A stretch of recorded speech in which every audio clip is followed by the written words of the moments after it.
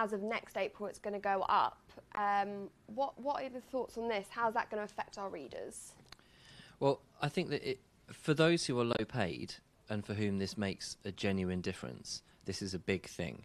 We have a problem in this country where essentially we've become something of a low wage economy. There's plenty of people who earn plenty of money, and there's plenty of people who are comfortable, but there's also an awful lot of people who earn very little at all.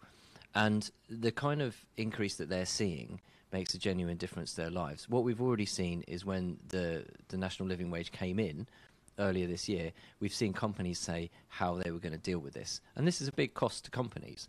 But ultimately, do we want companies paying their staff too little to live on and then having their wages supplemented essentially by the taxpayer through credits and things like that?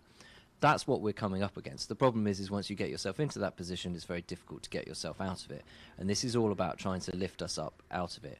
But we've seen some very big companies, for example, the John Lewis's of this world, the big retailers, the Nexts and so on, explain exactly how this has hit them in their company reports. And you can see there's been a big rise. But where there's also a rise is that they don't just lift the wages for the lowest paid workers, they have to lift the wages relatively for some of their other workers. So for example, if you've got someone who was previously earning the old living wage and all of a sudden they've been bumped up to the new national living wage, well, the person who was supervising them, who they're now earning the same amount as, you have to bump that up. So it's all taking money off companies.